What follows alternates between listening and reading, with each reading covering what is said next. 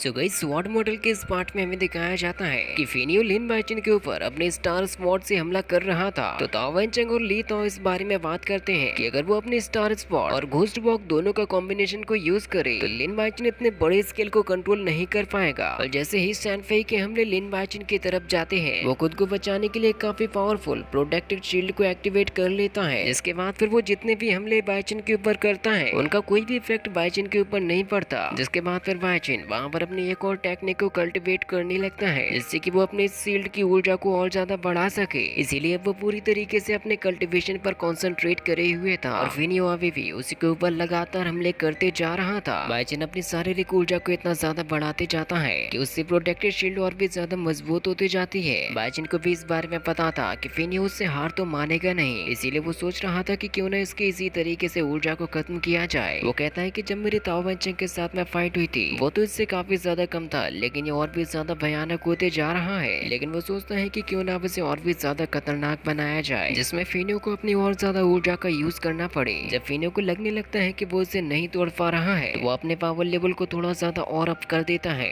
जिससे कि जो पावरफुल ब्लास्ट थे वो और भी ज्यादा तेज हो जाते हैं। बाइचिन अपनी उसी एनर्जी शील्ड के साथ में काफी ज्यादा खतरनाक झटकों को सहन कर रहा था। ये एनर्जी ब्लास्ट इतने ज्यादा खतरनाक होते हैं कि बाइचिन को इससे ब्लीडिंग तक होने लग जाती है क्योंकि वो सारी की सारी ऊर्जा उसके शरीर से ही डटी हुई थी। और ऐसा देखकर ताओ वैनचंग और ली ताओ दोनों ही हंसने लग जाते हैं कि बाइचिन खुद को बहुत बड़ा होशियार समझ रहा था, लेकिन अब उसकी खुद की हालत ऐसी होती जा रही है। ली ताओ कहता है कि हमारे फिनियो ब्रदर सभी से बेस्ट है, मुझे पता है कि कोई भी उन्हें नहीं हरा पाएगा। उन्होंने बाइचिन को मारते मारते उसकी बॉडी से ब्लड तक निकाल दिया। भले ही लिन बाइचिन ने अपनी बॉडी को प्रोटेक्ट करने के लिए सबसे बेहतरीन तरीके को अपनाया है, लेकिन ये उतनी भी ज्यादा ताकतवर नहीं है कि ये हमारे ब्रदर फिनियो के स्टार स्वॉर्ड टेक्निक को रोक सके। मुझे नहीं लगता कि ये ज्यादा देर तक टिक पाएगा। ताओ वैनचंग कहता है कि बाइचिन हमेशा ही ऐसे बच्चों वाले काम करता है। इस पर सभी लोग हंसते ही हंसते हैं क्योंकि वो कभी भी ये नहीं सोचता कि उसे किसके साथ में लड़ना है और किससे खुद को बचाना है। ये सब कुछ वहीं पर दूर खड़ी हुई मॉर्निंग भी देख रही थी। तभी उसके पास में रेड आ जाती है जो कि भागते हुए आ रही थी। तो मॉर्निंग उसके पीछे लगे हुए बंदे को तुरंत ही दूर फेंक देती है और फिर रेड मॉर्निंग से कहती है कि तुम्हें जाकर सीधा लिन बाइचिन को बचाना चाहिए। तो मॉर्निंग कहती है कि मैं उसे क्यों बचाऊं, वो खुद ही मुसीबत में फंसने के लिए गया, बल्कि मैंने तो उसे रोका भी ताकि तुम ऐसा मत करो। मेरे पास किसी ऐसे घमंडी बंदे के लिए तो टाइम ही नहीं है जो कि हमेशा ही अपने स्वैग में रहता है और किसी की भी नहीं सुनता। तो रेड कहती है कि तुम ऐसे कैसे कह सकती हो, वो तुम्हारे लिए ही तो लड़ रहा है। तो मॉर्निंग उससे कहती है कि तुम ऐसा क्यों सोच रही हो कि वो मेरे लिए लड़ रहा है। अगर वो सच में मेरे लिए लड़ रहा है तो मैं उसे कुछ देर बाद बचाने के बारे में सोचूंगी। मुझे पता है कि ये लिन बाइचिन हमेशा से ही ऐसा करते आया है। तुम ये सोचो कि ये इस फाइट के दौरान भी अपने किसी न किसी एक टेक्निक को खोजने की कोशिश कर रहा है। वो अभी भी ये चाहता है कि वो इसी तरीके से अपनी ट्रेनिंग को भी कंप्लीट करे और मुझे नहीं लगता कि वो ये सब कुछ मेरे लिए कर रहा है क्योंकि अब बाइचिन के शरीर में वहाँ के चारों तरफ की ऊर्जा जा रही थी। तो रेड मॉर्निंग से कहती है कि आप तो उसकी गर्लफ्रेंड हो तो आपको तो उसे बचाना ही चाहिए। तो मॉर्निंग कहती है कि अभी तक उसने मुझे एक्सेप्ट नहीं किया। तो रेड कहती है कि उसने अभी तक मुझे तो कुछ भी नहीं किया, लेकिन फिर भी वो मुझे बचाने के लिए आया था। वो कभी भी किसी चीज का क्रेडिट नहीं लेना चाहते, उन्हें केवल पसंद है लोगों की मदद करना, जो कि वो हमेशा करते रहते हैं। लेकिन आप तो खुद से अंदर को जानती हैं कि आप उसे कहीं ना कहीं पसंद करती हैं। मॉर्निंग कहती है कि क्या तुम ये बेफिजूल की बातें कर रही हो, और फिर वो वहाँ से आगे की तरफ जाने लगती है। मॉर्निंग कहती है कि वो ये सब कुछ अपनी मर्जी से ही कर रहा है, इसीलिए मैं तो अभी उसके लिए कुछ भी नहीं कर सकती। तो फिर रेड ये सोचती है कि बाइचिन ने उसके लिए अपनी जान को खतरे में डाल दिया, इसीलिए अब उसे ही कुछ न कुछ तो करना होगा बाइचिन को बचाने के लिए, भले ही चाहे उसमें इसकी जान ही क्यों न चली जाए, लेकिन वो लिन को जरूर बचाएगी। दूसरी तरफ फिनियो अभी भी लिन बाइचिन के ऊपर वार पे वार करते जा रहा था, जिससे कि अब उसकी प्रोटेक्टेड शील्ड भी कमजोर पड़ने लगी थी। तभी वहाँ पर फिनियो इस बारे में सोचता है कि आखिर ऐसा हो क्या रहा है जो कि मैं इसको नहीं रोक पा रहा हूँ। इस बाइचिन को कमजोर होने के बजाय ये तो थोड़ा और भी ज्यादा स्ट्रॉन्गर लगने लगा है, बल्कि उसे अपनी ही ताकतों पर शक होने लगा था कि कहीं वो तो कमजोर नहीं पड़ गया। इसीलिए वो ये सोचता है कि उसे इसको तोड़ने के लिए काफी बड़े प्रेशर को क्रिएट करना होगा। फिनियो का एक काफी तेज झटका सभी को महसूस होता है और वो बाइचिन से कहता है कि अब इस सारे डिस्ट्रक्शन के जिम्मेदार केवल और केवल तुम ही होगे। लेकिन वहाँ पर बाइचिन को बचाने के लिए मॉर्निंग भी पहले से ही मौजूद थी। नेक्स्ट पार्ट में हमें बाइचिन के काफी पावरफुल टेक्निक को भी दिखाया जाएगा जिसको वो काफी देर से कल्टीवेट कर रहा था। और गाइस मैंने जेड डायनेस्टी के ब्लॉक एपिसोड को एक्सप्लेन कर दिया है, जिसकी वीडियो लिंक अभी आपको स्क्रीन पर दिखाई दे रही होगी।